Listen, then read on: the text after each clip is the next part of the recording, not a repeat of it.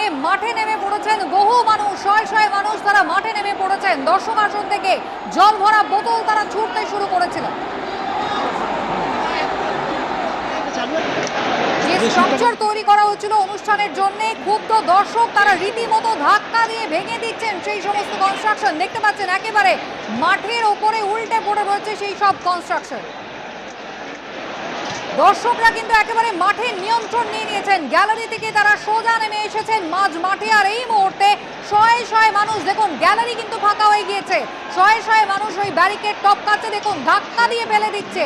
অনুষ্ঠানের জন্য যে স্ট্রাকচারগুলো তৈরি করা হয়েছিল সেই স্ট্রাকচারগুলো ধাক্কা দিয়ে ভেঙে ফেলে দিচ্ছেন ক্ষুব্ধ দর্শকরা।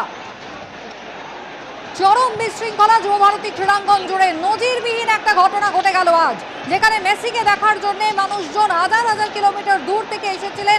কয়েক মাস আগে থেকে তারা টিকিট কেটেছিলেন, প্রচুর দামে টিকিট তারা কেটেছিলেন, কিন্তু আজকে তারা মেসিকে কেউ এক ঝলক দেখেছেন, কেউ বা সেই সুযোগটুকু পাননি। আর সেই ক্ষোভ একেবারে মাঝ মাঠে আছড়ে দিয়েছেন তারা। জলের বোতল একেবারে ছুঁড়তে শুরু করেছিলেন। আর তারপর যে সমস্ত স্ট্রাকচার তৈরি হচ্ছিল সেই সমস্তটা তারা লন্ডভন্ড